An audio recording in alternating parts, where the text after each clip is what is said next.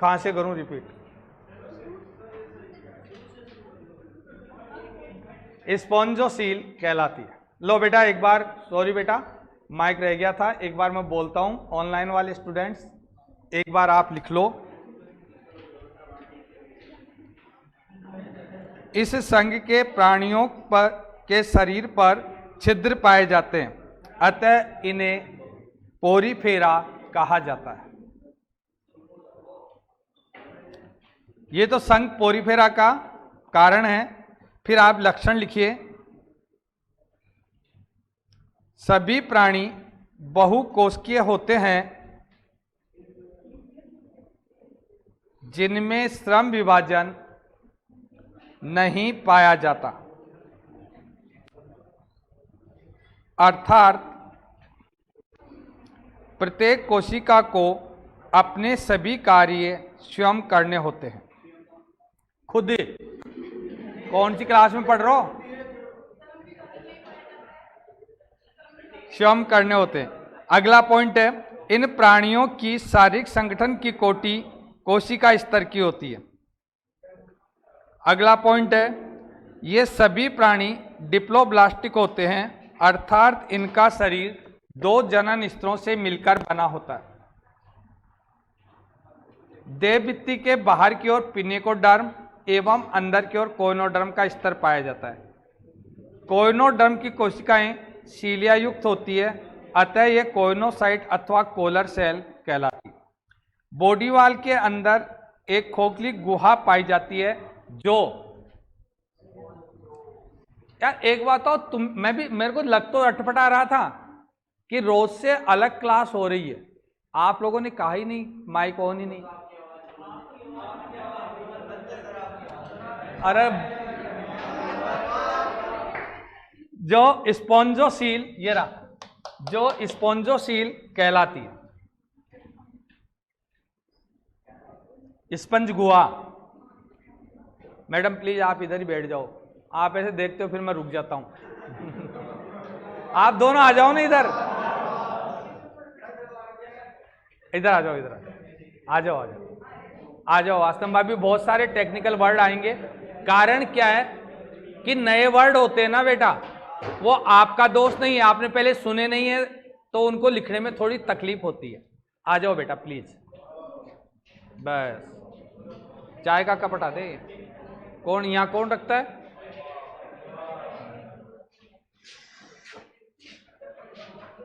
बस बेटा इधर से क्या, थोड़ा सा मैं भी सामने आ जाता हूं। तो क्या कहलाती है? स्पॉन्जोसील कहलाती है। अभी बहुत इंटरेस्टिंग पॉइंट आएंगे। लिखिए, इनकी बॉडी वाल पर देह भित्ति पर, इनकी देह भित्ति पर सूक्ष्म छिद्र, वेरी गुड, सूक्ष्म छिद्र पाए जाते हैं जो ओस्टिया कहलाते हैं। क्या कहलाते हैं? ओस्टिया। एवं स्पंज गुहा, पहले तो हम इसकी संरचना लिख रहे हैं।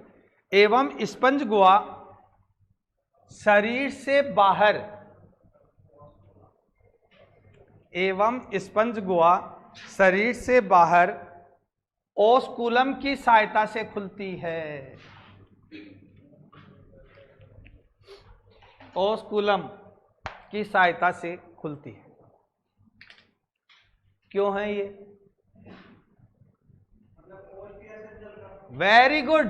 देखिए बेटा, ये एक्सटर्नल एनवायरमेंट है। 2 मिनट इधर देखो, कल भी बता के गया था। इससे क्या हुआ? जल ओस्टिया द्वारा किसमें घुस गया? स्पंज गुहा में। सीलिया द्वारा ऊपर की तरफ धकेला गया और इसके द्वारा बाहर आ गया जल। किसमें? एक्सटर्नल एनवायरमेंट में। बाहर से गया था, बाहर आ गया, लेकिन अंदर जाकर के बाहर आया। कोई तो औचित्य होगा इसका। लिखिए, जल ओस्टिया द्वारा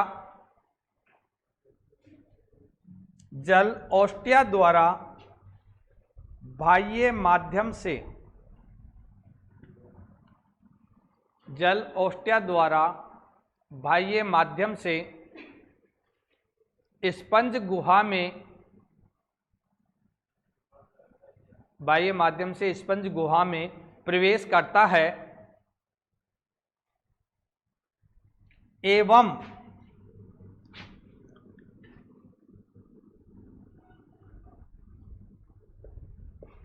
ओस्कुलम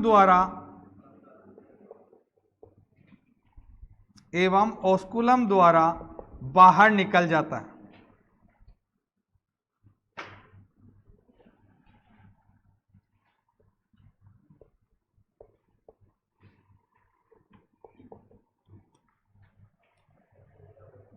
यह संपूर्ण तंत्र, वेरी गुड, केनाल तंत्र कहलाता है। यह संपूर्ण तंत्र केनाल तंत्र कहलाता है। देखिए बेटा, केनाल तंत्र किसकी अभिलाक्षणिक लक्षण है? इस तंत्र। और जल संवहनी तंत्र किसका है? इकाइनोडर्मेटा। और नलिकाकार तंत्र किसका है?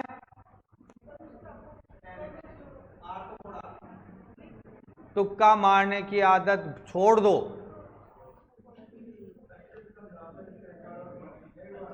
ये मैं क्यों बता रहा हूं, एक बार उसने घुमा के पूछा था।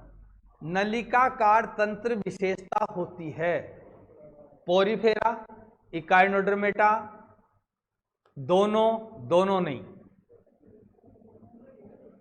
क्या दोनों की होगी? क्योंकि इसमें भी तो नलिकाएं बन जाती है और उसमें भी क्या बन जाती है? नलिकाएं। देखिए बात आता है मैडम पहले समझ लो, बात आता है नलिकाकार। सही गलतियां करोगे तुम, बात समझा हुआ सब है, आता सब है तुम्हें, फिर भी गड़बड़ करोगे। नलिकाकार तंत्र इकाइनोडर्मेटा, पोरिफेरा दोनों का लक्षण है। लेकिन केनाल तंत्र केवल पोरिफेरा का है, लेकिन जल संवहनी तंत्र केवल इकाइनोडर्मेटा का है। 3 क्वेश्चन बन गए इसके ऊपर। तो पड़ा मोलस का, कुछ भी ठोकने में रहते हैं, ठोक दो। तो ये क्या हो गया? केनाल तंत्र क्या हुआ? अभी समझो, केनाल तंत्र क्या हुआ? एक्सटर्नल एनवायरनमेंट से ओस्टिया द्वारा जल का स्पोंजोसील में जाना, स्पोंजोसील से ओस्कुलम द्वारा बाहर निकलना, ये केनाल तंत्र है। लेकिन स्पंजों के विकास के साथ साथ ये केनाल तंत्र विकसित होता गया। लिखाया था आपको, एस्कन, साइकन, ल्यूकन। लिखिए, स्पंजों के विकास के साथ, मतलब इस जूलॉजी में, इस टैक्सोनॉमी में सब कुछ चीजें आ जाती है। स्पंजों के विकास के साथ केनाल तंत्र विकसित हुआ, जो एस्कन, एस्कन, साइकन व ल्यूकन, एस्कन, साइकन व ल्यूकन, यही याद करना है सारी चीजें, केनाल तंत्र में रूपांतरित हुआ, मॉडिफाइड, रूपांतरित हुआ या विकसित हुआ। केनाल एस्कन, साइकन और ल्यूकन सिस्टम ही होगा। एस्कन केनाल तंत्र सबसे आदिम प्रकार का, एस्कन केनाल तंत्र सबसे आदिम प्रकार का केनाल तंत्र होता है, जबकि यह भी पूछता है ल्यूकन सबसे आधुनिक या विकसित, जबकि ल्यूकन सबसे आधुनिक अथवा विकसित प्रकार का केनाल तंत्र होता है।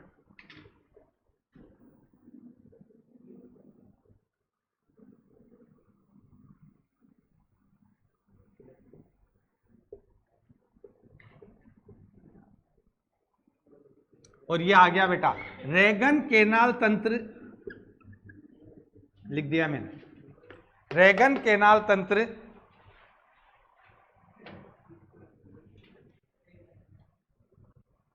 डेमोस्पोंजिया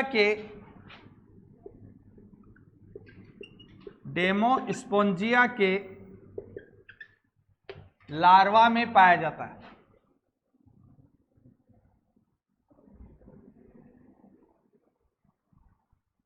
डेमोस्पोंजिया के लार्वा में पाया जाता है।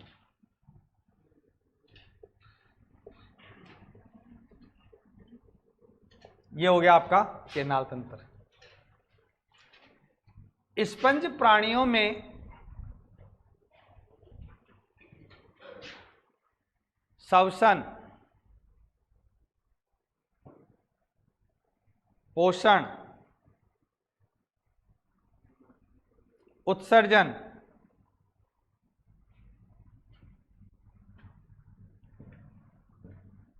श्वसन, पोषण, उत्सर्जन, ये सभी क्रियाएं केनाल तंत्र द्वारा सामान्य सतह से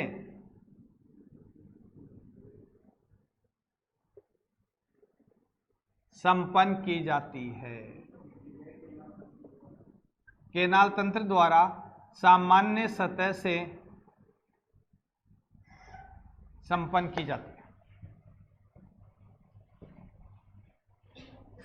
बहुत इंपॉर्टेंट जो क्वेश्चन आया, देखिए बेटा 2010 का क्वेश्चन था, दो के जोड़े, मैंने पहले कह चुका हूं हर सब्जेक्ट का अपना मोड होता है। हमारे जोड़े में ऐसे क्वेश्चन आ जाते हैं, तो दो का जोड़ा था जिसमें तक निम्न में से किस जोड़े में सममिति नहीं पाई जाती? प्रोटोजोआ, सिलेंट्रेटा, सिलेंट्रेटा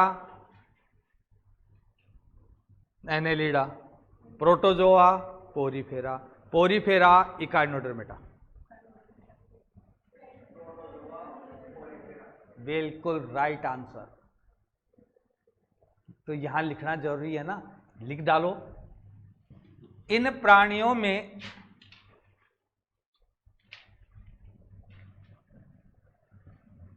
सममिति का, सिमेट्री, ये रहा सिमेट्री, सममिति का पूर्ण अभाव होता है केवल ल्यूकोसोलेनिया, केवल ल्यूकोसोलेनिया में अरीय सममिति,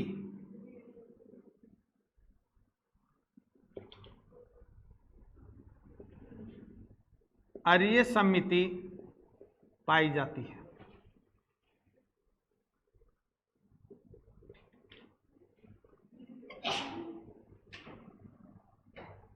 किसमें? ल्यूकोसोलेनिया। इसमें ये ल्यूकोसोलेनिया, इसमें अरीय सममिति है। किसी भी केवल एक एनिमल है, बाकी किसी में सममिति नहीं होती। यहां नोट लगा के लिख दो, प्रोटोजोआ प्राणियों में भी, प्रोटोजोआ प्राणियों में भी सममिति का अभाव होता है।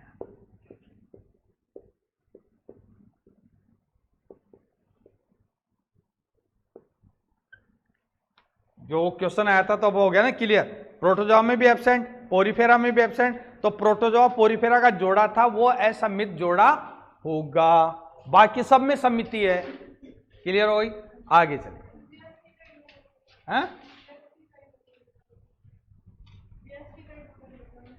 अरीय है ना, पंचअरीय है, वो भी आएंगे क्वेश्चन, बहुत अच्छे से क्वेश्चन आएंगे। आप ये सोचते टेक्सोनोमी, टेक्सोनोमी से बहुत क्वेश्चन आते, लेकिन तुम ध्यान नहीं दे पाते हो, क्योंकि तुम उसको टेक्सोनोमी का क्यों नहीं मानते मालूम है? मेरे को पता है, तुम टेक्सोनोमी का क्वेश्चन वो मानते हो जिसमें एग्जाम्पल पूछेगा, जिसमें क्लास पूछेगा। ऐसा नहीं है, आपके एग्जाम्पल के क्लास के क्वेश्चन नहीं आते, क्वेश्चन आते ऐसे वाले कमेंट्स आधारित। तो उनको फिर तुम क्या सोचते हो? आप सोचते हो तो सममिति का है। अरे सममिति का क्यों? सममिति यही है, अभी देखना इसमें सब चीजें, इसलिए कहता हूं थोड़ा इसमें ध्यान दो, बहुत अच्छा टॉपिक है। आ गया, फिर लिखिए इन प्राणियों, बहुत इंपॉर्टेंट, इन प्राणियों में गमनांगों का अभाव होता है। प्रोटोजोआ में गमनांग थे, है ना, इनमें पूरी तरह अभाव है, लोकोमोटरी ऑर्गन। इन प्राणियों में गमनांगों का अभाव होता है अतः ये सभी स्थानबद्ध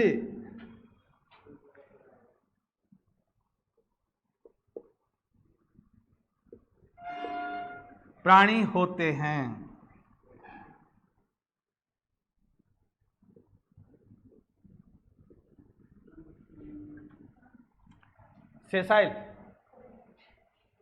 सेसाइल स्थानबद्ध प्राणी होते हैं। इन प्राणियों में पेशी, तंत्रिका एवं परिसंचरण,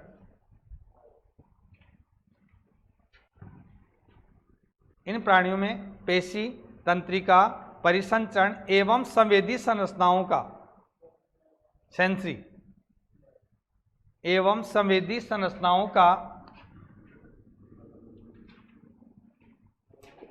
अभाव होता है।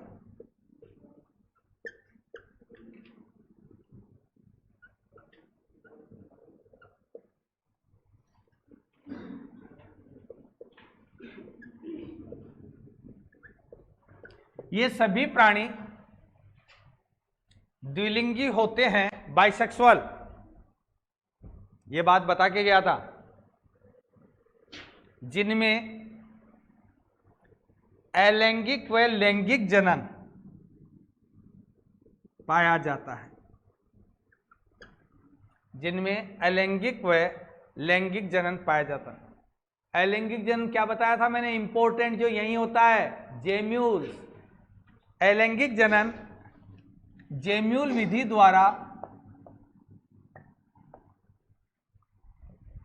द्वारा होता है, जबकि लैंगिक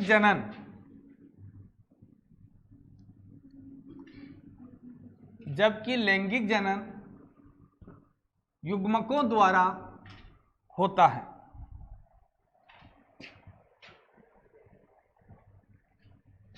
अगला बहुत इंपॉर्टेंट, द्विलिंगी प्राणी, जबकि लैंगिक जनन युग्मकों द्वारा होता है।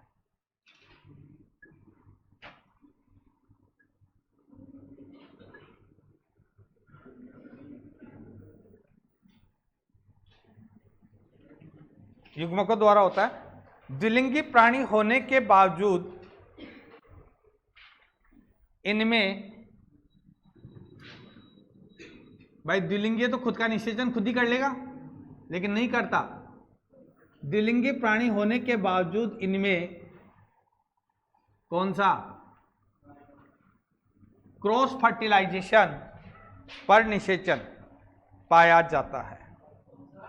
द्विलिंगी प्राणी होने के बावजूद इनमें क्रॉस फर्टिलाइजेशन पाया जाता है।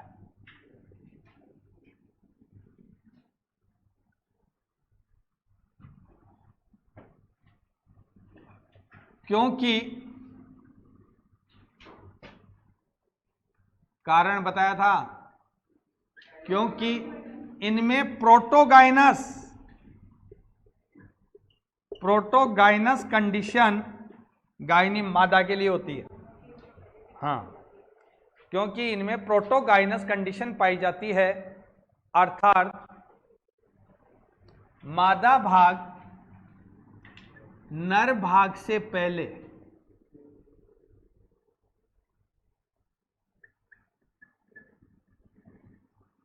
विकसित हो जाता है।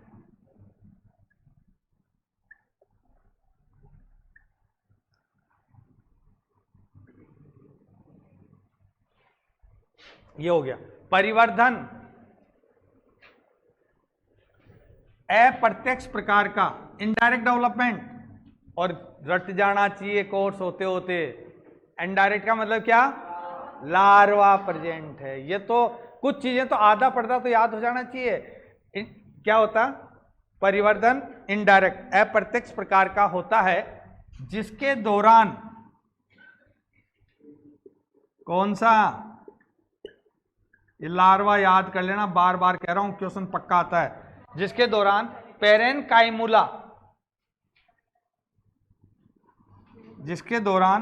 पेरेनकाइमुला लार्वा पाया जाता है।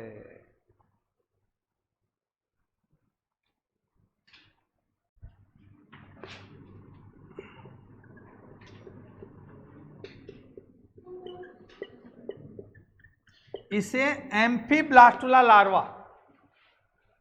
दोनों इंपॉर्टेंट नेम है, अंडरलाइन कर लेना। इसे एम्फीब्लास्टुला लार्वा भी कहा जाता है।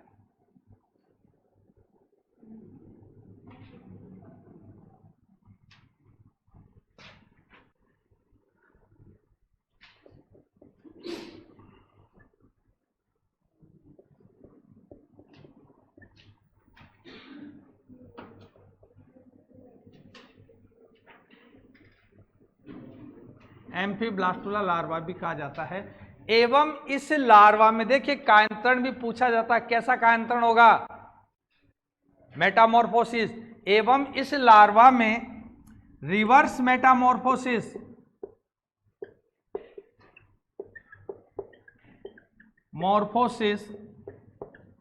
होता है, क्योंकि लार्वा में क्या विशेषता है, क्योंकि लार्वा में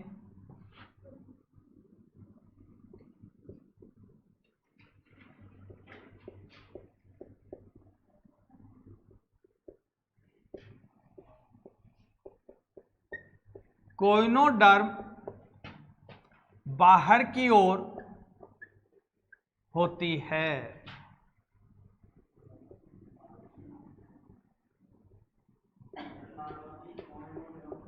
बाहर की तरफ होती है, ये वाली बाहर होती सील, ये वाली। अतः लार्वा गतिशील होता है। ये पूछेगा किस फाइलम का वयस्क है गतिशील, लेकिन लार्वा गतिशील, इसका वयस्क है गतिशील है, लेकिन लार्वा क्या है, गतिशील। कोइनोडर्म बाहर की तरफ होती है क्योंकि लार्वा गतिशील होता है। बोलो बेटा,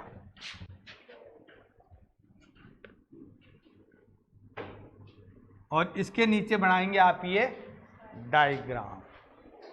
अब देखिए इधर आप थोड़ा सा कर लेते हैं इसको, है ना, फिर ये एक साथ बना लेना, फिर ऐसे करना। अभी समझा देता हूं, फिर ये डायग्राम बना करके ये उतार करके ये उतार लेना, फिर मैं करेक्टर लिखा दूंगा, एक एक चीज समझाते हैं। लेकिन कोशिश करो ब्रेन को खोल करके कि समझने की कोशिश हो।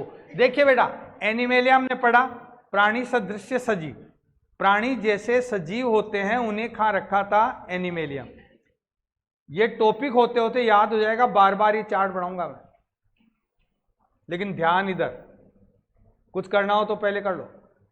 दूसरा मेटाजोआ, वाई मैडम मेटाजोआ क्यों, अरे यार कितनी सिंपल आंसर है यार।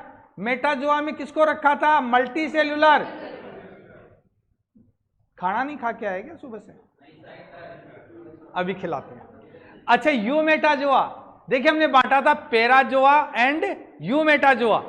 पेराजोआ में कौन से मेटाजोआ थे, डिवीजन ऑफ लेबर एब्सेंट। भाई तुम, ये तो गलत बात है, इंटरेस्ट नहीं ले रहे हो। पेराजोआ में क्या था, division of labour absent. You Metazoa में क्या था, मल्टी सेलुलर है, लेकिन डिवीजन ऑफ लेबर पाया जाता था। यही बनाया था मैंने, अलग अलग कोशिकाएं काम कर रही है, कोशिका एक ही सारे कार्य कर रही है। और फिर इसको अगला बेसिस आ गया, on the basis of symmetry. Madam आप बता सकती है सिमेट्री, हिंदी में कहते हैं समिति। व्हाट इज समिति, ये समझो, ये जो पॉइंट पढ़ा रहा हूं ना, ये आपके जूलॉजी बॉटनी का बेस है, जड़ें हैं जड़ें। पेड़ कैसे खिलाओगे, समिति। देखो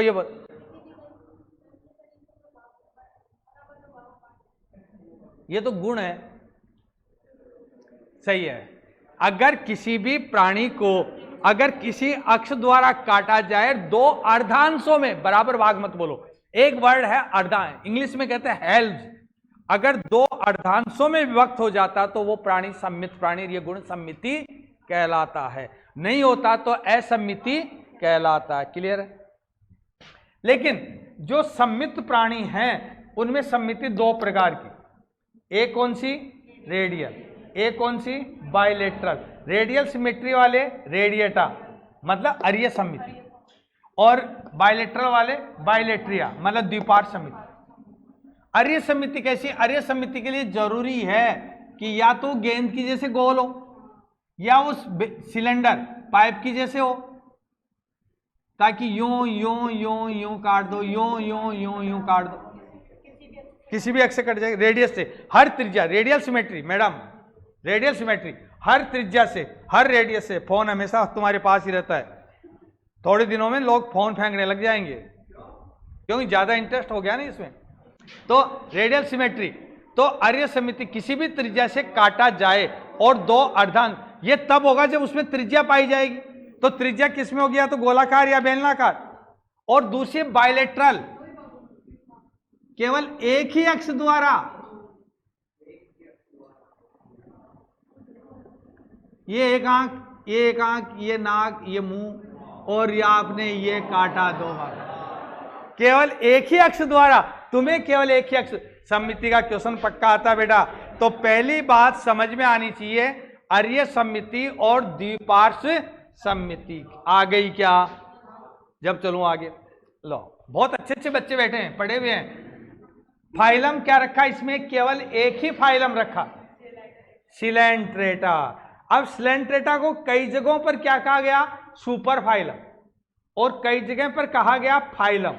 अगर इसको फाइलम कहा तो आगे डिवाइड कर दिया माइनर फाइला, एमएससी जो करते हैं वहां पे माइनर फाइला पढ़ना पड़ता है, तो इसके दो माइनर फाइल आ गए। लेकिन पहली बात यह है, वो बाद में पढ़ेंगे, why so that called coelenterata. जैसे हमने कहा ना, प्रोटोजोआ आदिम है, पोरीफेरा छिद्र है, तो सिलेंट्रेटा क्यों? हाँ बता बेटा। हैं? टिश्यू से तो कोई तुक्की नहीं बैठ रहा यार। पोरी का मतलब पोरस था, पोरस था इसलिए पोरी लिया, सिलेंट्रेटा लिया क्यों? सिलेंट्रेटा में सिमेट्री का नहीं है। देखो अभी हालात ये, तुम्हें खुद को भी पता नहीं सिलेंट्रेटा बाई कॉल्ड सिलेंट्रेटा। और ये इतना गजब का क्वेश्चन है, कोई मुश्किल से बता पाएगा इसका आंसर, मैं चैलेंज कर रहा हूं। हैं? सिलोम पाई जाती है ज्यादातर क्लासों में, आंसर यही मिलता है, तूने बोला जो कि सिलोम। लेकिन एक बात याद रहे, इसका मतलब आप सिलोम भी नहीं जानते। सिलोम का मतलब होता है एक्टोडर्म एंडोडर्म के बीच पाई जाने वाली गुहा, जो मीजोडर्म से आश्रित होती है, जबकि ये तो डिप्लोब्लास्टिक है, मीजोडर्म है ही नहीं बेटा। हाँ मीजोगिलिया है, तो सिलोम कहां से आ जाएगी? ऐसे परेशान तो नहीं हो रहा ना, डांट नहीं रहा हूं मैं, प्यार कर रहा हूं तुम्हें, डांटता नहीं हूं मैं। हाँ। क्योंकि ये कंसेप्ट क्लियर करो बेटा, और मेरा चैलेंज, अगर कंसेप्ट क्लियर हो गए ना तो जूलॉजी यूं टिप्स के ऊपर हो जाएगी तुम्हारे। देखिए सिलेंट्रेटा कहा जाता, कोई नहीं बता सकता, क्योंकि इसमें पाई जाती है सिलेंट्रॉन। सिलेंट्रॉन से लिया है सिलेंट्रेटा, पूरा बताएंगे, तसल्ली रख। सिलेंट्रॉन क्या होती है? Gastrovascular cavity.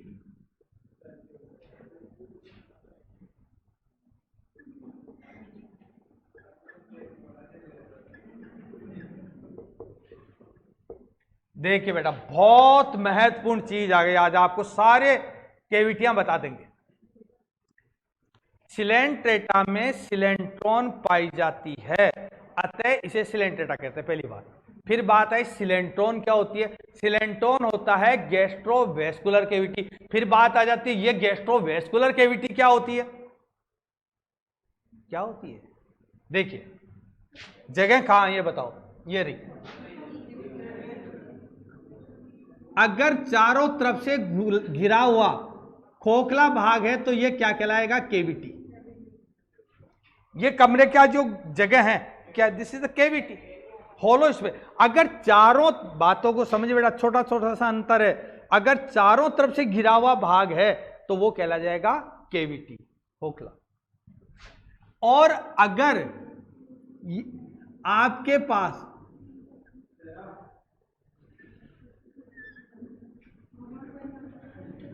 अगर यहां पर ऊपर तो है माउथ और नीचे है एनस,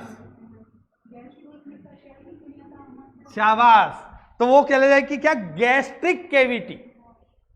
वेस्कुलर नहीं हुआ अभी। अगर चारों तरफ से घिरी हुई है, लेकिन एक तरफ खुलती है मुख के द्वारा, एक तरफ खुलती है एनस के द्वारा। यह कहला जाएगी कौन सी कैविटी? Gastric cavity. जठर गुहा, ये गुहा, अरे हिंदी, ये जठर गुहा। और अगर ऐसी कैविटी है जो केवल माउथ द्वारा ही खुलती है और इसका माउथ ही एनस का काम करता है,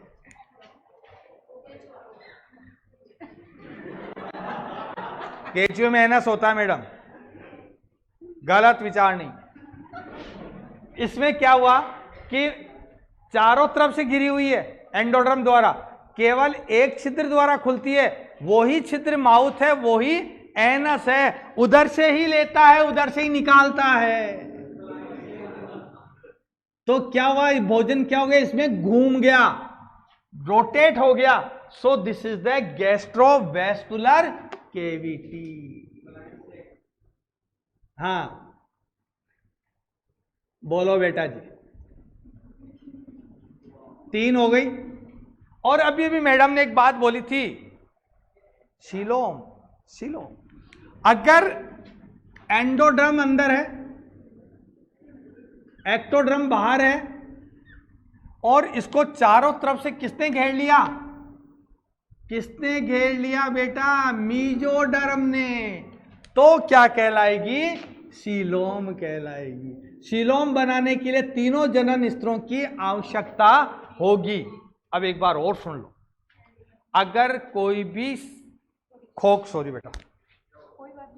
कोई भी खोखला भाग जो चारों ओर से घिरा हुआ है, वो हो गई गुहा। कोई भी खोखला भाग जो एंडोड्रम से घिरा है, एक तरफ मुख से खुलता है, दूसरी तरफ एनस से खुलता है, वो हो गई जठर गुहा, गैस्ट्रिक कैविटी। एंडोड्रम से घिरा हुआ है खोखला भाग, माउथ के द्वारा खुलता है और माउथ ही एनस का काम करता है, जिधर से लेता है उधर से निकाल देता है, तो वो हो गया गैस्ट्रोवेस्कुलर कैविटी एंड सिलेंट्रोन। इनमें ऐसी पाई जाती है, इसलिए इनको कहा गया सिलेंट्रेटा। और एक्टोड्रम, सब लिखाऊंगा, टेंशन मत करना। एक्टोड्रम एंडोड्रम के मध्य कैविटी जो चारों तरफ से मीजोड्रम द्वारा घिरी होती है, वो कहला जाती है सिलोम। क्योंकि अभी सिलोम के प्रकार आएंगे बेटा, टैक्सोनॉमी ये मत समझो सीधा सीधा फाइलम करा देंगे, पूरा कराएंगे। अब आ जाओ, फिर इसके 2 माइनर फाइलम, एक है निडेरिया, सुना क्या कभी नाम? एक सुना टिनोफोरा, दोनों अलग अलग, एक निडेरिया एक टिनोफोरा, आते दोनों सिलेंट्रेटा में, कॉमन कैरेक्टर है, केवल कुछ कैरेक्टर अलग है तो वो अलग से लिखा देंगे। इसके अंदर क्या होता है? निडोब्लास्ट पाई जाती है। शाबाश बेटा, प्रेजेंट। और इसमें दंश कोशिका,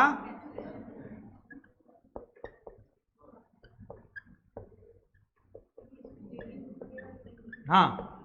और फिर जो निडेरिया है, उस निडेरिया की क्लास आ गई 3।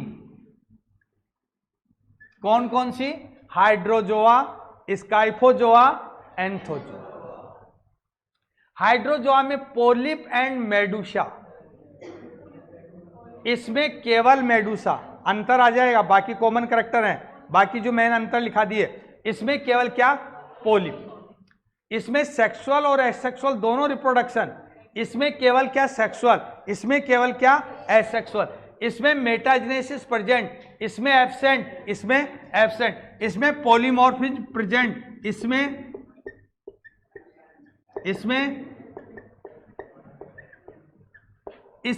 Exoskeleton present. Very good. किसके रूप में? कोरल के रूप में। कोरल का क्वेश्चन बहुत इंपॉर्टेंट है, मूंगा चट्टाने। हाँ, यहां पर क्या है? एब्सेंट, इनमें कंकाल नहीं पाया जाता है, और इनमें क्या है? एब्सेंट। इसमें एग्जाम्पल कौन है? हाइड्रा, ओबेलिया, इसमें ओरेलिया, इसमें मेड्रिना, मैड्रीपोरा, ब्रेन कोरल। तो ये हुआ आपका कंप्लीट। अब यहां पर दो वर्ड रह गए, तुमने तो नहीं कहा, और दोनों ही वर्ड के क्वेश्चन खूब आए हैं, पेपर उठा के देख लेना। जो तुमने कहा भी नहीं समझा दो सर।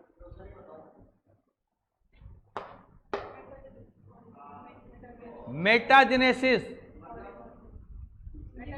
वो बता रहा, नहीं नहीं नहीं, बता बता।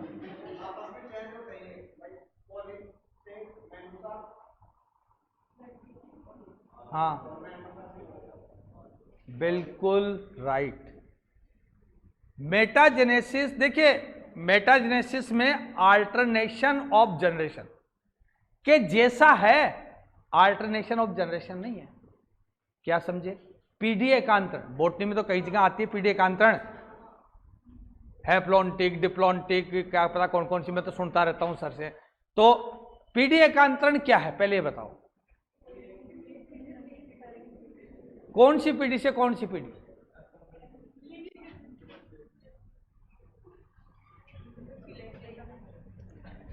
उसमें क्या है, पीडी एकांतरण, पीडी एकांतरण क्या, diploid to haploid, haploid to diploid, ये तो पीडी एकांतरण है। 2n से n, n से 2n, सेक्सुअल एसेक्सुअल, एसेक्सुअल से सेक्सुअल। समझ में आ गया क्या? ये तो बोलते हैं। लेकिन पीडी एकांतरण इसको हिंदी में कहते हैं पीडी, जगह इतनी सी रखी है, कोई मोटा तगड़ा आ जाए तो कहां खड़ा होगा बेचारा। सर ने अपने हिसाब से बनाते हैं। क्या बोल रहा था यार, हाँ इसको कहते हैं समेकांतरण। इसका मतलब होता है, देखो बार बार कह रहा हूं, पीडी एकांतरण अलग है, समेकांतरण अलग है। यहां पर क्या है, 2n से n, n से 2n नहीं, यहां क्या, पोलिप से मेडुसा और मेडुसा से पोलिप। और पॉलीमॉर्फिज्म एक से अधिक रूपों में पाया जाना, एक से अधिक रूप क्या, पोलिप एंड मेडुसा। तो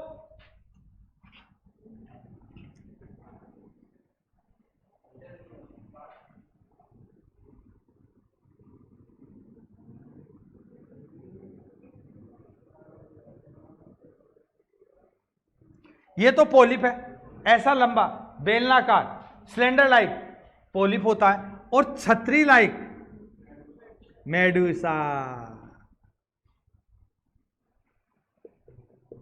ये क्या है, मेडुसा है। तो अगर एक से अधिक रूपों में पाया जाता, दैट इज द पॉलीमॉर्फिज्म। अब इसमें है ही केवल मेडुसा, तो पॉलीमॉर्फिज्म कहां से होगी भैया? इसमें है ही केवल पोलिप, तो पॉलीमॉर्फिज्म। इसमें क्या, पोलिप भी है और मेडुसा। समझाने का सारा काम हो गया। अब आप एक काम करें, क्योंकि मैं फिर आकर के डायग्राम बनाए बगैर काम नहीं होता है, तो मैं बनाऊंगा, इसलिए आप इसको फटाफट उतारें 5 मिनट के अंदर।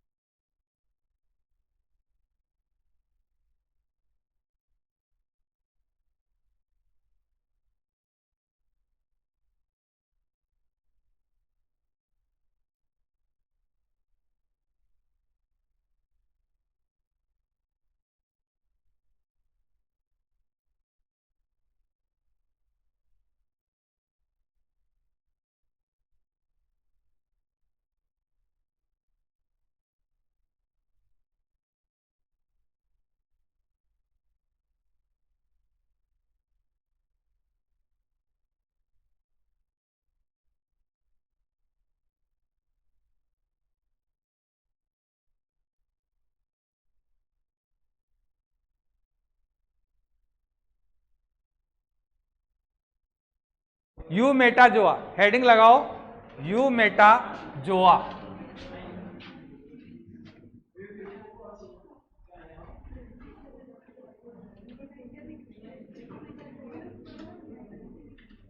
इसके अंतर्गत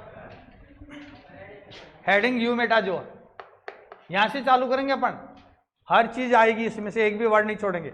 यूमेटाजोआ, इसके अंतर्गत ऐसे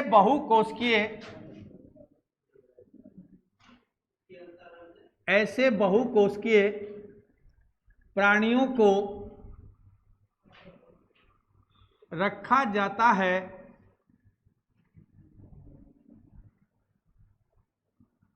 जिनमें श्रम विभाजन पाया जाता है।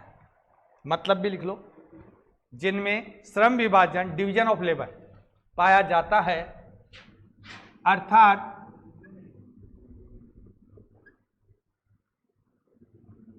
अलग अलग कार्य हेतु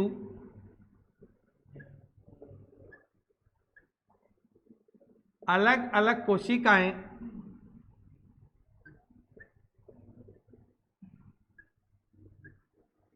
अर्थात अलग अलग कार्य हेतु अलग अलग कोशिकाएं पाई जाती है। यह हो गया श्रम विभाजन का मतलब।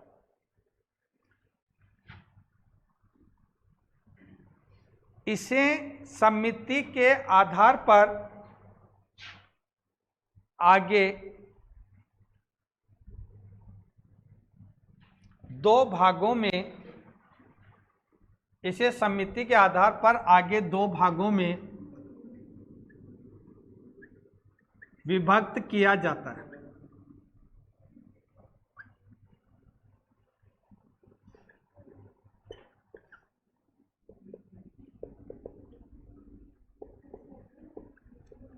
सिमेट्री के बेस पे दो भागों में विभक्त किया जाता है। फिर छोटा सा हेडिंग लगाओ समिति, एक एक वर्ड लिख डालो छोटे से छोटा, छोटा सा हेडिंग लगाओ समिति क्या होती है। जब किसी प्राणी को किसी अक्ष द्वारा काटा जाए, जब किसी प्राणी को किसी अक्ष द्वारा काटा जाए एवं यह दो अर्धांशों में विभक्त हो जाता है, तो ऐसे प्राणी सम्मित प्राणी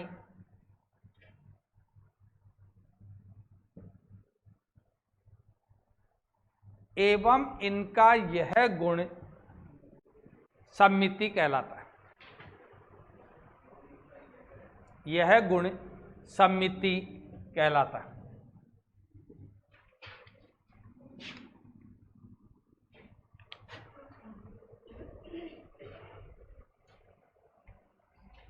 तो इनका यह गुण सम्मिति कहलाता है। फिर लिखो रेडिएटा, हेडिंग लगाओ छोटा सा रेडिएटा।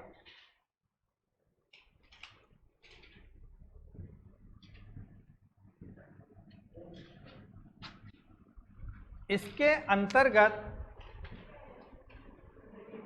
हेडिंग रेडिएटा,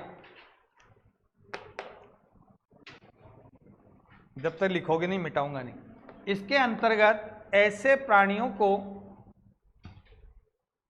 रखा जाता है जिनमें अरीय सममिति, रेडियल सिमेट्री, जिनमें अरीय सममिति यानी रेडियल सिमेट्री पाई जाती है। मतलब क्या है? अर्थात रेडियल सिमेट्री पाई जाती है अर्थात इन्हें किसी भी त्रिज्या से काटे जाने पर दो अर्धांशों का निर्माण होता है।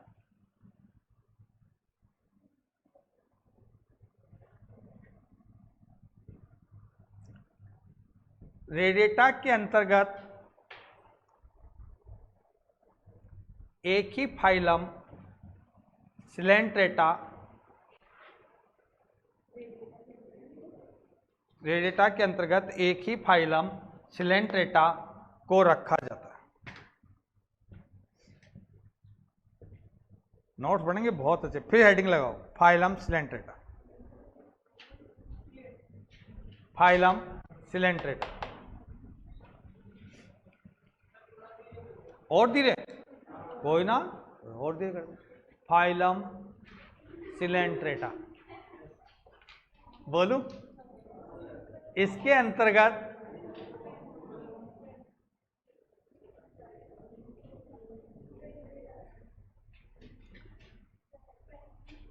फाइलम सिलेंट्रेटा, इसके अंतर्गत ऐसे प्राणियों को रखा जाता है, ये सब बेसिक चीजें अच्छे से याद कर लेना बेटा, जिनमें सिलेंट्रॉन नामक गुहा पाई जाती है, जिनमें सिलेंट्रॉन नामक गुहा पाई जाती है।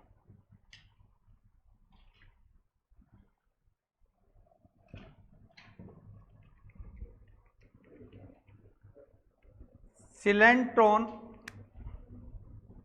एक प्रकार की जठर वाहिनी गुहा, गैस्ट्रोवेस्कुलर केविटी, इसको तो अंडरलाइन करना, बहुत इंपॉर्टेंट क्वेश्चन है। सिलेंट्रॉन एक प्रकार की जठर वाहिनी गुहा होती है, अर्थात यह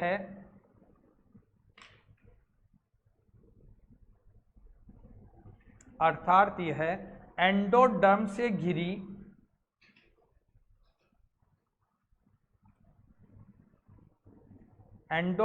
घिरी ऐसी गुहा होती है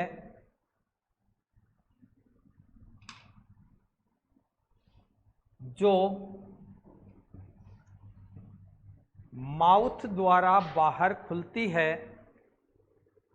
ये रहा, जो माउथ द्वारा बाहर खुलती है एवं माउथ ही एनस का कार्य करता,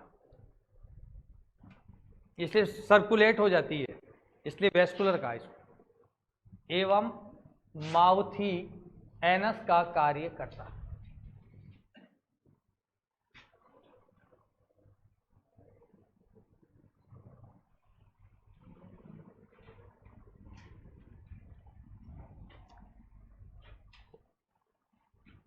सिलेंट्रेटा में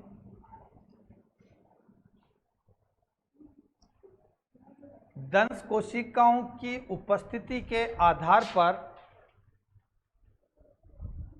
सिलेंट्रेटा में दंश कोशिकाओं की उपस्थिति के आधार पर इन्हें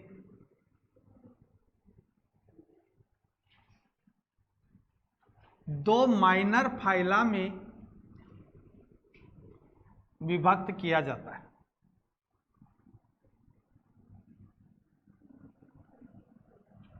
दो माइनर फाइला में विभक्त किया जाता है।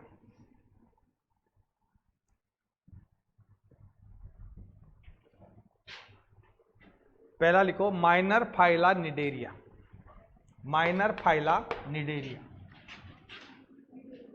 निडेरिया।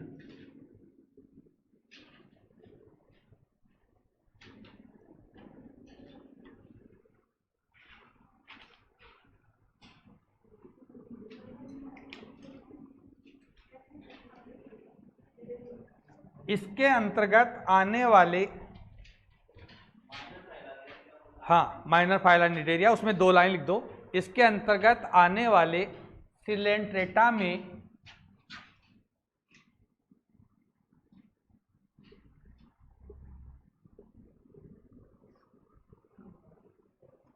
निडोब्लास्ट दंश कोशिकाएं पाई जाती हैं,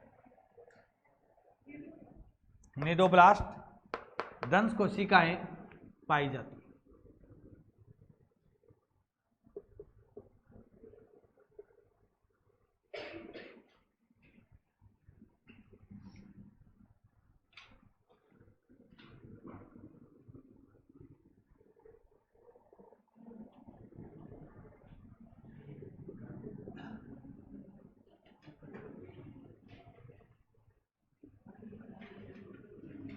दंश कोशिकाएं पाई जाती है।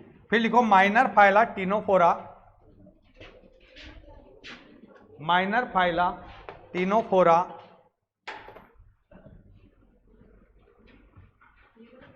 टिनोफोरा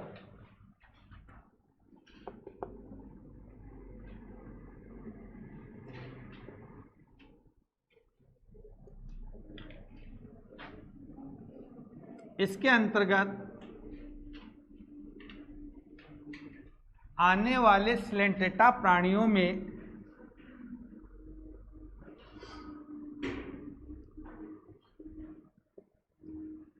दंश कोशिकाओं का अभाव होता है।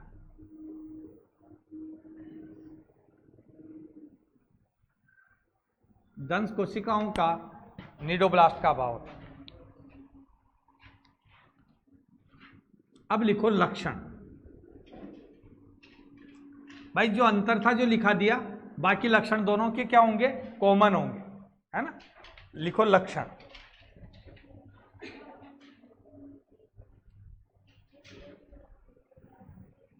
पहला, यहां से देख सकते हो सभी प्राणी बहुकोशिकीय होते हैं,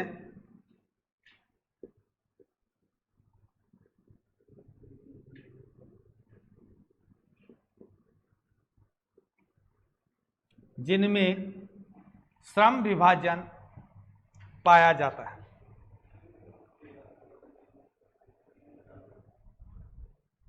दूसरा, देखो शारीरिक संगठन की कोटि तो सबकी याद रखना है, एक क्वेश्चन ऐसा बनता है। इन प्राणियों में, दूसरा, इन प्राणियों में शारीरिक संगठन की कोटि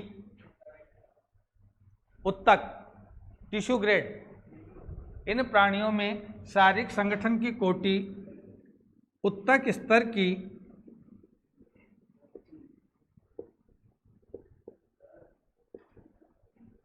होती है।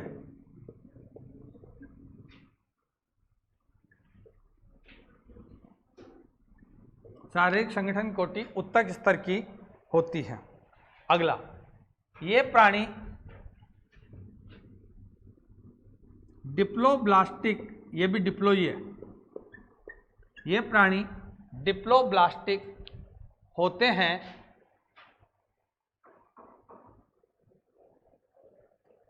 अर्थात इनकी बॉडी वॉल में बाहर की तरफ एपिडर्मिस,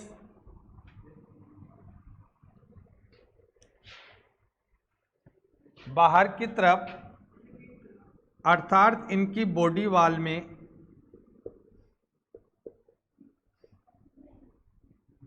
बाहर की तरफ एपिडर्मिस एवं अंदर की तरफ एंडोडर्मिस पाई जाती है।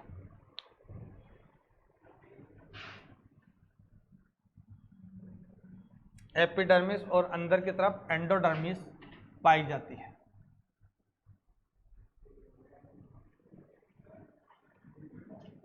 एंडोडर्मिस में भोजन के पाचन की क्रिया, एंडोडर्मिस में भोजन के पाचन की क्रिया संपन्न होती है, अतः इसे गैस्ट्रोडर्मिस भी कहा जाता है।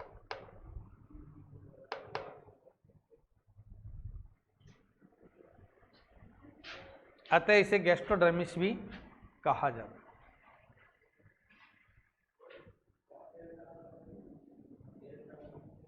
एपिडर्मिस व एंडोडर्मिस को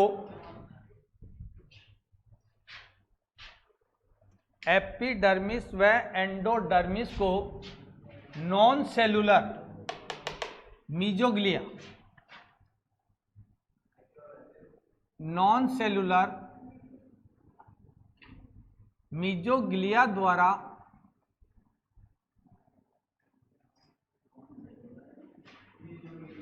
मीजोग्लिया द्वारा आपस में जोड़ा जाता है।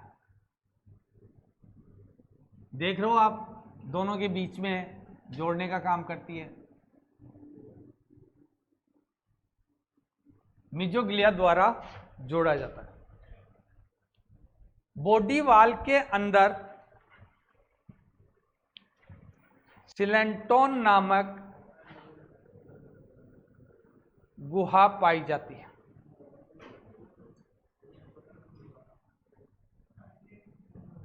बॉडी वॉल के अंदर सिलेंट्रॉन नामक गुहा पाई जाती है, जो मुख द्वारा बाहर खुलती है।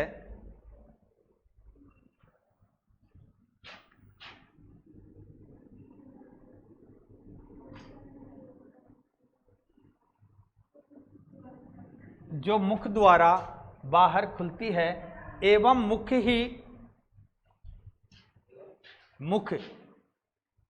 मुख ही एनस का कार्य करता है।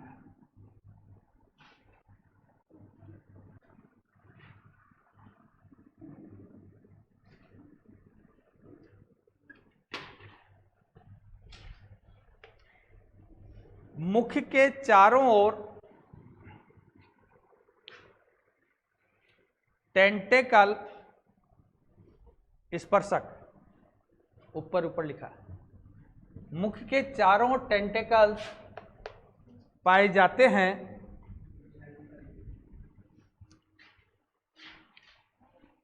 जिनमें दंश कोशिकाएं उपस्थित होती है।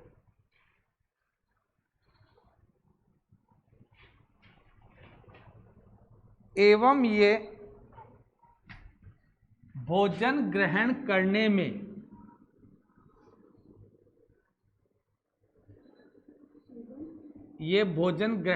में सहायक होते हैं।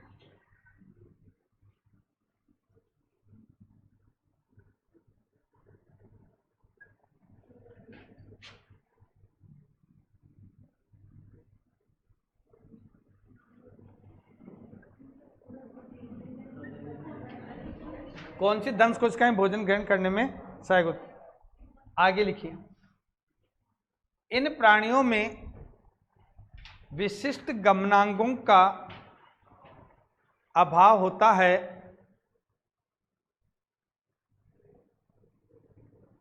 कुछ प्राणी टेंटेकल द्वारा गति करते हैं।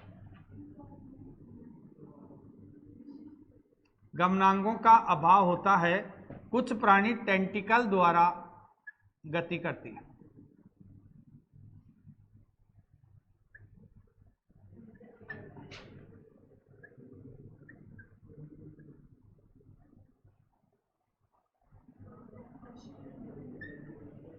बहुत इंपॉर्टेंट। देखिए, अब तक पाचन कैसा हो रहा था? इंट्रा। अब कैसा हो गया है? इंटर और इंट्रा दोनों हो गया। ये एक संघ है जिसमें दोनों पाया जाएगा, इंटर भी पाया जाएगा और इंट्रा भी। लिख डालिए, ये केवल एकमात्र संघ है, ये याद रखना। आगे क्या जाएगा? एक्स्ट्रा सेलुलर हो जाएगा।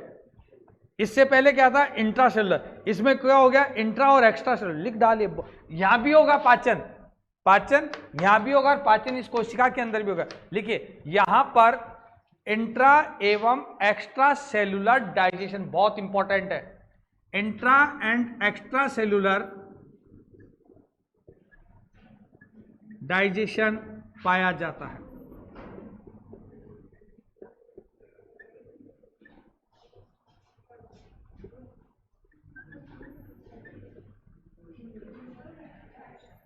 ये प्राणी, इन प्राणियों में इंट्रा व एक्स्ट्रा सेलुलर डाइजेशन पाया जाता है। अंतः कोश के और बाह्य कोश के पाचन पाया जाता है। इन प्राणियों में पॉलीमॉर्फिज्म, बहुत प्यारा क्वेश्चन है, अंडरलाइन कर लो, बहुरूपता। इन प्राणियों में पॉलीमॉर्फिज्म पाई जाती है।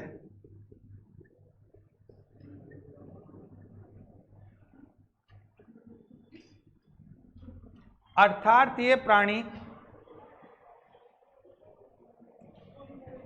लंबी बेलनाकार अवस्था पोलिप, अर्थात ये प्राणी लंबी बेलनाकार अवस्था पोलिप बनाई थी ना यहां पे मैंने, लंबी सी बेलनाकार लंबी बेलनाकार अवस्था पोलिप एवं छतरी की आकृति की मेडुसा अवस्थाओं में पाए जाते हैं।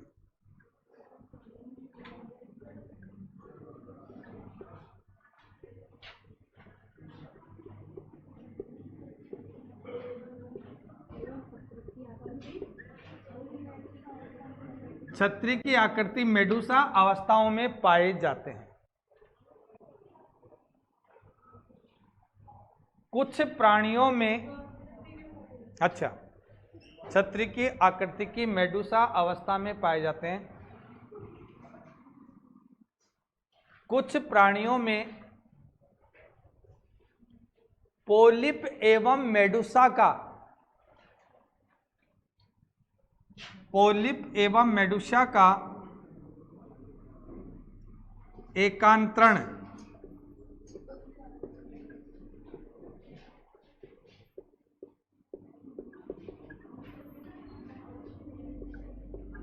पाया जाता है।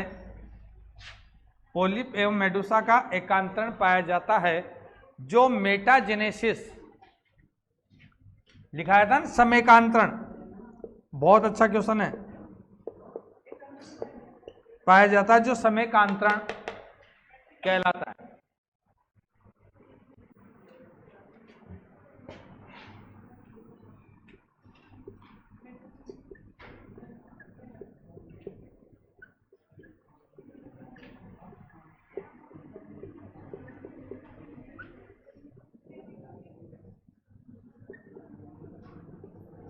फिर लिखिए, इन प्राणियों में श्वसन एवं उत्सर्जन, इन प्राणियों में श्वसन एवं उत्सर्जन शरीर की सामान्य सतह से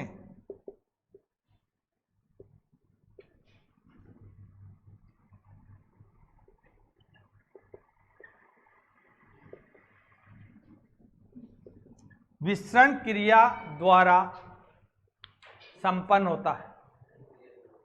शरीर की सामान्य सतह से विसरण क्रिया द्वारा संपन्न होता है। पाचन हो गया, श्वसन हो गया, उत्सर्जन हो गया, गमन हो गया। सिलेंट्रेटा प्राणियों में अंतः एवं बाह्य कंकाल का अभाव होता है। सिलेंट्रेटा प्राणियों में अंतः एवं बाह्य कंकाल का अभाव होता है।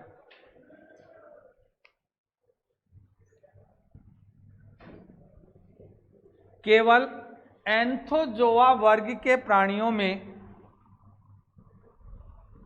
केवल एंथोजोआ वर्ग के प्राणियों में कोरल के रूप में बाह्य कंकाल पाया जाता है। मूंगा, कोरल के रूप में बाह्य कंकाल पाया जाता है। ये कोरल आपस में मिलकर, कोरल के रूप में मूंगा, हाँ, कोरल के रूप में बाह्य कंकाल पाया जाता है। बहुत इंपॉर्टेंट क्वेश्चन। कोरल आपस में मिलकर, कोरल चट्टाने, कोरल रीफ, कोरल आपस में मिलकर कोरल चट्टाने बनाते हैं।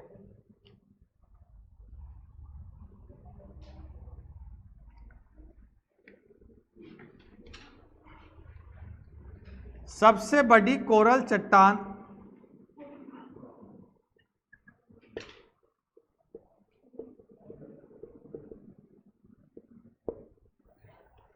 सबसे बड़ी कोरल चट्टान the great barrier coral reef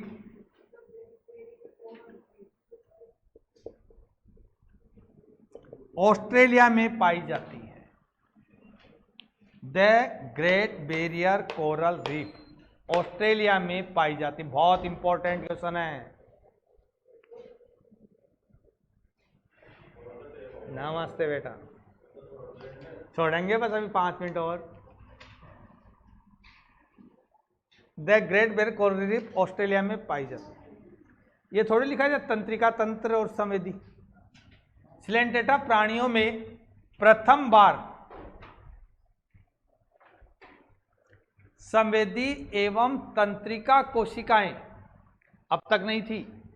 प्रथम बार संवेदी एवं तंत्रिका कोशिकाएं पाई जाती है।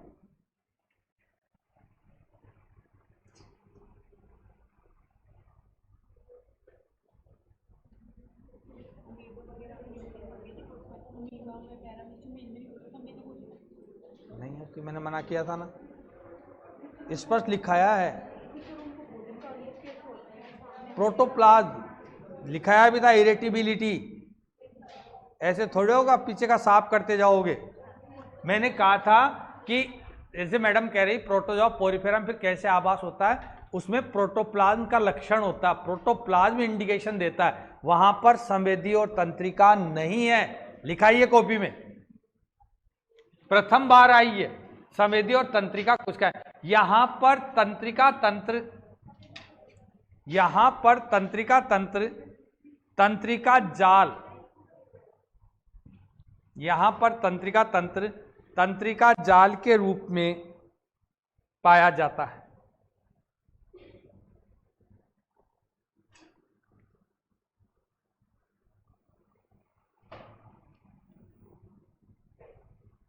नर्वनेट तंत्रिका जाल खूब आता है क्वेश्चन। फिर लिखिए, ये प्राणी द्विलिंगी होते हैं,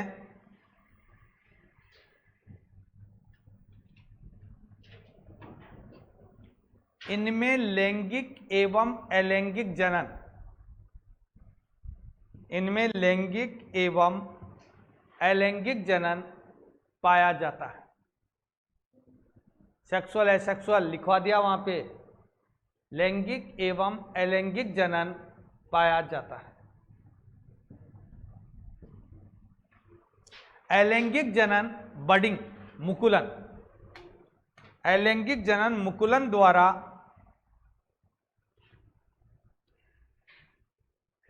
एवं लैंगिक जनन युग्मकों द्वारा संपन्न होता है।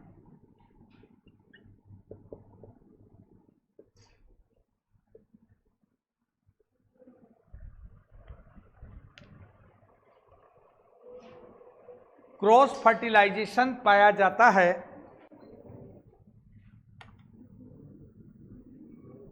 क्रॉस फर्टिलाइजेशन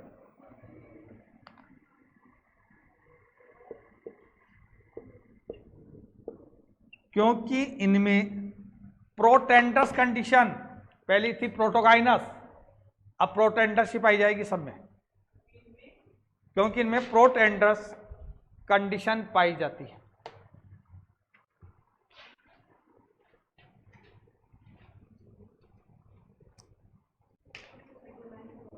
प्रोटेंडस कंडीशन पाई जाती है। क्या हुआ? अप्रत्यक्ष प्रकार का परिवर्धन, इनडायरेक्ट, अप्रत्यक्ष प्रकार का परिवर्धन पाया जाता है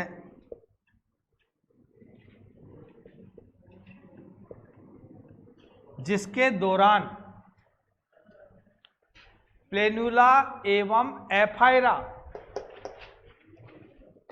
जिसके दौरान प्लेनुला एवं एफायरा लार्वा उपस्थित होता है।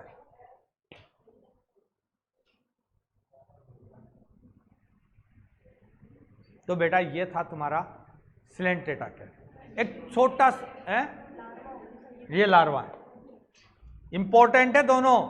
प्लेन्यूला पोलिप है, ये भी याद रखना, कई बार ये पूछ लेता है, ये पोलिप अवस्था का लार्वा है और ये मेडूसा का लार्वा है। प्लेन्यूला एवं एफायरा, केवल 8 लाइन और लिखनी है, सुन, अरे 8 लाइन है केवल। देखो निडेरिया हो गया, अब फिर लिखो बस, केवल जो अंतर है ना वो ये, बाकी खत्म हो जाएगा, फिर ये उतार देना। आप लिखो माइनर फाइला टीनोफोरा, 8 लाइन है बस। 9वीं लाइन नहीं है, 8 लाइन। Minor phyla Ctenophora. बेटा संडे को तुम्हारी इनवर्टिब्रेट पूरी होकर के वर्टिब्रेट चालू हो जाएगी। आज की क्लास का ये फायदा हुआ है, ये यहीं पर सबसे ज्यादा टाइम लगता है। Minor phyla Ctenophora. देखिए बेटा, एक चीज तो पहले लिखा दी, दंश कोशिकाओं का अभाव। लिख दो पहला पॉइंट। इन सिलेंट्रेट प्राणियों में टिनोफोरा, माइनर फाइला टिनोफोरा। सी साइलेंट है, माइनर फाइला टिनोफोरा। इन सिलेंट्रेट प्राणियों में दंश कोशिकाओं का अभाव होता है। पहला पॉइंट।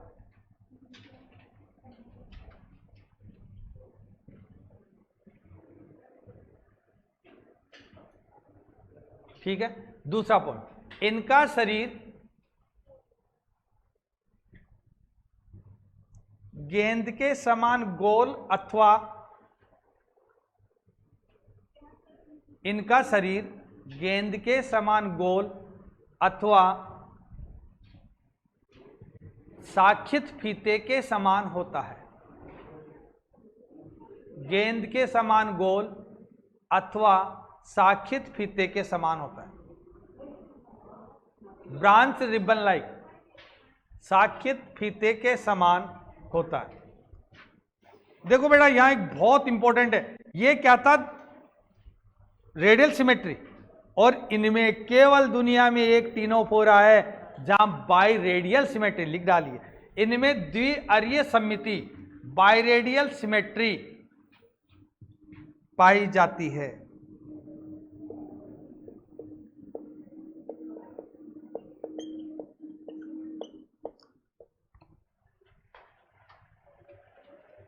कभी तुमने ये सुना पिक्चर का नाम सितारे जमी पे? क्या सितारे जमी पे आते हैं? कभी समुद्र के किनारे गए, गोवा गए हो क्या? शाम के टाइम देखा समुद्र में, शाम को देखा समुद्र में ऐसे तारे झिलमिलाते हैं जैसे आकाश में तारे झिलमिला रहे। वो तारे कौन है? टिनोफोरा तारे। लिखिए, इन प्राणियों में बायोल्यूमिनेसेंस, इन प्राणियों में बायोल्यूमिनेसेंस, जैव प्रदीप्ति, इसका मतलब है जैव प्रदीप्ति, बायोल्यूमिनेसेंस, जैव प्रदीप्ति का गुण पाया जाता है।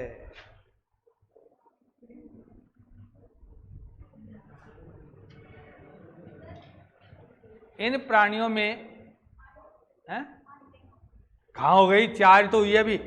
कमाल करो, 4 तू तो एक एक अक्षर में एक एक लाइन करेगी। मेरे को याद है, चौथा पॉइंट है, जैव प्रदीप्ति का लक्षण पाया जाता है। गिनी हुई है बेटा बिल्कुल। अरे इतनी देर में तो लिख लेती। इन प्राणियों के शरीर पर बहुत इंपॉर्टेंट 8 कोम्ब प्लेट, कंगा जेली।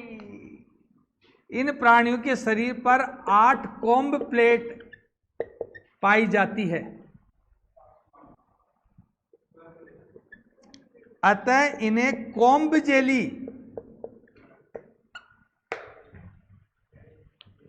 अतः इन्हें कोम्ब जेली, बहुत इंपॉर्टेंट है बेटा, अतः इन्हें कोम्ब जेली कहा जाता है। 5 हो गई, छठी लिखो। कोम्ब जेली कहा जाता है। इनमें केवल लैंगिक जनन पाया जाता है, अलैंगिक नहीं होता। हाँ, सेक्सुअल। इनमें केवल लैंगिक जनन पाया जाता है।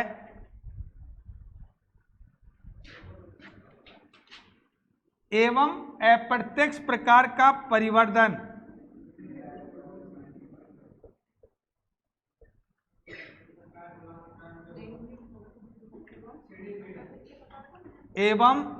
अप्रत्यक्ष प्रकार का परिवर्धन होता है, जिसके दौरान सीडीपीड लार्वा सेकंड ग्रेड में आ चुका क्वेश्चन, जिसके दौरान सीडीपीड लार्वा उपस्थित होता है। दैट्स ऑल बेटा। मिटा दिया क्या? सीडी कर दे, साइडी कर दे। सीडीपीड लार्वा ये आया हुआ क्वेश्चन है सेकंड ग्रेड में बेटा। लार्वा कहां से पूछा है उसने देख लो, इसलिए ये लिखाना बहुत आवश्यक था। करेक्टर, बाकी करेक्टर क्या हो गए सिलेंट्रेटा के बराबर, वो डिप्लोब्लास्टिक मीजोग्लिया वगैरह वगैरह सारे वैसे के वैसे हो गए। अब देखिए हम 2 मिनट ये समझा देता हूं, ये डायग्राम है आपका, ये बना लेंगे। इसके बाद में एनिमेलिया, मेटाजोआ, यूमेटाजोआ, बायोलेट्रिया, फिर on the basis of coelom, coelom absent है एसिलोमेटा, सिलोम प्रेजेंट है सिलोमेटा। एसिलोमेटा में एक संघ प्लेटी हेलमिंथीज, प्लेटी का मतलब फ्लेट, डोर्सोवेंट्रली, हेलमिंथ मतलब वार्म कृमि, चपटे कृमि इसमें रखे, सब लिखा दूंगा। और ये इसकी 3 क्लास, टर्बिलेरिया, ट्रिमेटोडा, सेस्टोडा, ये स्वतंत्र जीवी, अंतःपरजीवी, अंतःपरजीवी, ये जलीय, अंतःपरजीवी, अंतःपरजीवी, म्यूकस, इनमें एक्सोस्केलेटन, इनमें एक्सोस्केलेटन, इन्हें एडिवॉर्म कहते हैं कॉमनली, इन्हें क्या कहते हैं फ्लूक्स कहते हैं, इन्हें क्या कहते हैं टेपवॉर्म कहते हैं। प्लेनेरिया, डुजेशिया, गुंडा, liver fluke, blood fluke, lung fluke, taenia solium, taenia saginata. तो पहले बनाओ उसका डायग्राम सिलेंट्रेटा में और फिर उतारो ये, then you can go now.